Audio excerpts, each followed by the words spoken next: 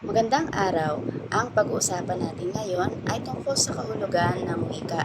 Kasama na rin ang mga teoryang pilosopikal ng edukasyon at wika at ang mga teorya sa kalikasan at pagtuturo ng wika. Ano nga ba ang wika? Ayon kay Henry Gleason, ang wika ay isang organisadong sistema ng mga tunog na ginagamit ng mga taong kabilang sa isang kultura upang maisagawa ang komunikasyon. Ibig sabihin, ang mga tunog at simbolo na ginagamit sa wika ay hindi basta-basta pinagsasama-sama.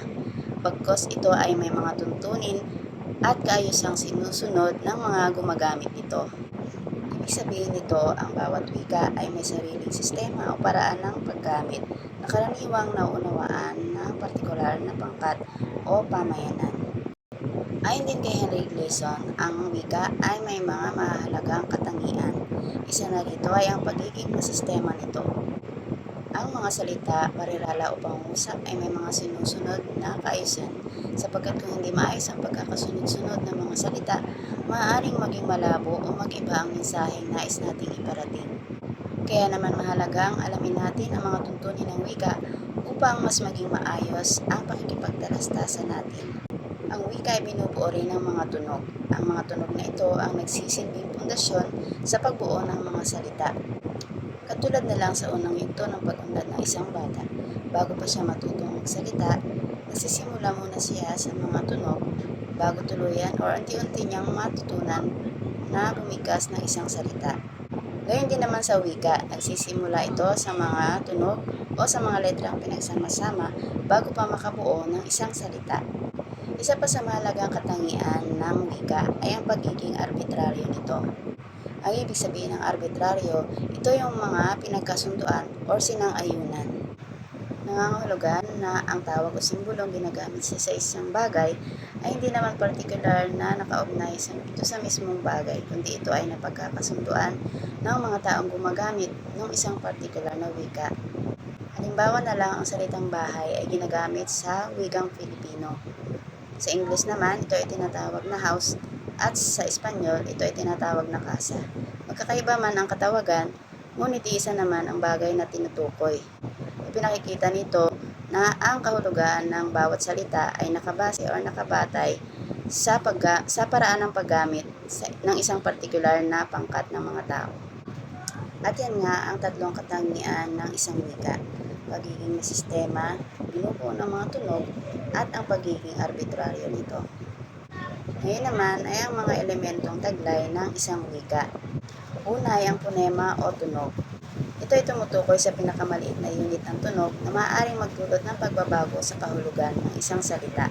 Halimbawa na lang sa mga salitang mata, bata, at bata.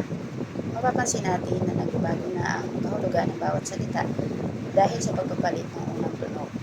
Kaya naman mahalaga ang bawat tunog sapagkat ang pagpapalit ng isang tunog ay maaari nang humantong sa ibang salita o sa ibang kahulugan.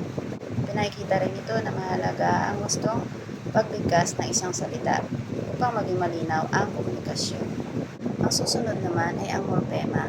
Kung ang ponema ay pinakamaliit na unit ng tunog, ang morpema naman ay pinakamaliit na bahagi ng salita na may sariling kahulugan o tungkuling panggramatika. Maaaring ito ay salitang ugat o panlapi. Halimbawa sa salitang mag-aral. Ang aral ang salitang ugat at ang mag ang panlapi. Mapapansin natin na ang salitang aral ay salitang pangalan. Ngunit kapag ito ay sinamahan ng panlapi na mag-iba na ang kahulugan nito at ito na ay magiging isang salitang nagsasaad ng kilos. Kaya naman sa pagsasama-sama ng iba't ibang morpema, makakabuo tayo ng iba't ibang salita na may iba't ibang kahulugan at gamit. Ang isa pang elemento ng wika ay ang salita. Ito ay mahalagang bahagi ng wika na binubuo ng iba't ibang morpema. Ito ay mahalagang bahagi ng wika na binubuo ng isa o higit pang morpema. Ang salita ay ginagamit bilang pangunahing sangkap sa pagbuo ng mga parirala o ng mga pangungusap. Sa pamamagitan nito, ay ipapahayag ng maayos ang isang damdamin, ideya o kaalaman. Sa pamamagitan ng mga salita na ipapahayag ng isang tao ang kanyang mga ideya, pananaw, at mga saloobin. Ang susunod naman ay ang gramatika.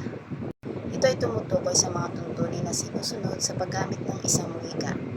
Mahalaga ito upang maging organisado at malinaw ang komunikasyon. Naiiwasan ang kalituhan at pagbibigay ng maling kahulugan kapag wasto ang paggamit ng gramatika. Isa pang elemento ng wika ay ang semantika. Ito naman ay sangay ng pag-aaral ng wika na nakatuon sa kahulugan ng mga salita, parirala o pangungusap. Mahalagang alamin natin kung ano yung mensaheng ipinaparating sapagkat maaaring magbago ang kahulugan ng isang salita batay sa gamit o konteksto. Halimbawa sa mga pangungusap na ito, una, ang mga bituin ay nasa langit. At sa pangalawa naman, si Catherine Bernardo ay isang sikat na bituin. Nagkakaiba yung kahulugan ng salitang bituin batay sa gamit ng salita o sa kontekstong ginamit sa pangungusap. Sa unang pangungusap, ang bituin na ginamit ay literal na bituin. Samantalang sa pangalawa, iyahambing lang yung si Catherine Bernardo sa isang bituin. Kaya mahalagang maunawaan natin yung mensahe ng isang pangungusap batay sa gamit ng salita or sa kontekstong ginamit dito. May mga pananaw at pag-aaral ng iba't ibang dalubhasa tungkol sa wika. Isa na rito ay si Archibald Hill na nagsasabi na ang wika ay binubuo ng mga simbolo na ginagamit ng mga tao sa pagpapahayag ng mga ideya, saloobin at karanasan. Ayon sa kanya, ang wika ang pangunahing ginagamit ng mga tao sa komunikasyon at pagpapahayag. Ang binigyang pansin naman ni Charles Hackett ay ang mga katangian ng wika bilang sistema ng komunikasyon. Ginamit niya ang mga katangiang ito upang ilarawan at ibukod ang komunikasyon ng mga tao sa sistema ng komunikasyon ng mga hayop. Kabilang sa mga katangiang ito ang kakayahan ng mga tao na bumuo ng mga mensahe sa limitadong bilang ng mga tunog at simbolo. Ayon naman kay Noah Chomsky, ang tao ay may likas na kakayahan na matutunan ang wika. Ayon sa kanya, ang mga tao ay may taglay ng kakayahan na matutunan ang wika simula pa lamang sa kanyang pagsilang, lalo na kung siya ay may sapat na pagkalantad dito habang siya ay lumalaki.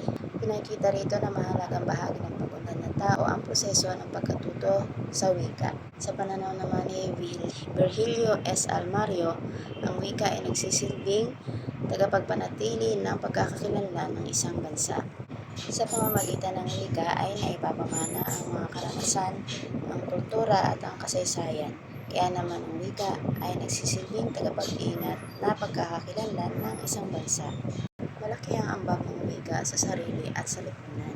Sa sarili, naipapakita ng isang tao ang kanyang pagkatao sa pamamagitan ng paraan ng kanyang pananalita at sa pagpapahayag niya ng kanyang saloobin. Sa paaralan naman, mahalaga ang wika sapagkat ito ang pangunahing kasangkapan sa pagtuturo at pagkatuto.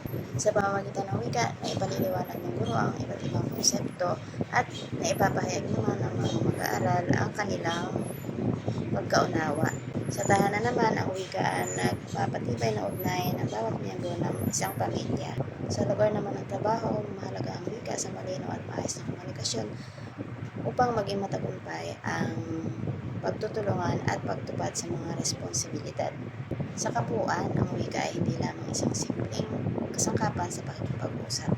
Ito ay isang mahalagang sistema ng pakikipag-ugnayan natin sa ating kapwa. Kaya naman, mahalagang gamitin natin ito ng wasto at mas lalo pa natin pagyamanin.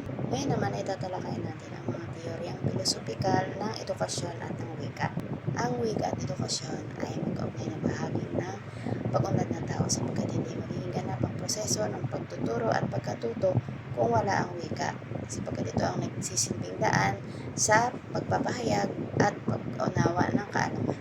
May mga pag-aaral na isinagawa ang iba't ibang pilosopo, psikologista at lingwista na nagpapaliwanag kung paano ang tao ay natututo at kung paano nalilinang ang kanyang mga kakayahan sa paggamit ng wika. Ang mga teoryang ito ang nagsilbing mahalagang gabay sa pagbuo ng mga estratehiya sa pagtuturo at pagkatuto sa iba't ibang antas ng edukasyon. Isa na rito ang teoryang idealismo ni Plato. Naniniwala siya na ang edukasyon ay dapat humubog sa isip, moralidad at pagkatao ng isang individual. Ayon sa kanya, ang kaalaman tao ay nagmumula sa pag-iisip at pangangatwiran kaysa karanasan lamang. Sa pananaw na ito, mahalaga ang wika sa paglinang ng kritikal na pag-iisip, pagpapahayag at paghahanap ng katotohanan. Ang mga guro naman ang magsisilbing gabay ng mga mag-aaral para sa wastong pangatwiran at pagpapasya. Sa teorya namang realismo ni Aristotle, naniniwala siya na ang kaalaman ay nagmumula sa pagmamasid at karanasan. Ayon sa kanya, ang mga tao ay natututo ayon sa pakikipag-ugnayan sa kanyang paligid, kaya naman ang pagtuturo ay dapat nakabase rin sa mga tunay na sitwasyon at karanasan. Ang wika naman ang nagsisilbing kasangkapan upang mailarawan, maipaliwanag o maunawaan ang mga karanasang ito. Ayon naman kay John Dewey sa kanyang teoryang pragmatismo, ang mga tao ay natututo sa mga aktwal na karanasan o sa mga aktibong pakikilahok. Halimbawa na dito sa paaralan ay yung mga talakayan, mga aktibong talakayan, yung mga pangkatang gawain, sapagkat dito ay nagagamit ang wika sa pagpapalitan ng mga puro-puro ng mga interaksyon. Kaya naman ang kaalaman sa wika ay mas napapaunlad pa. Sa existentialismo naman, binibigyan din ang kalayaan ng bawat tao na magkaroon ng sariling pagpapasya at bumuo ng sariling pagkakakilanlan.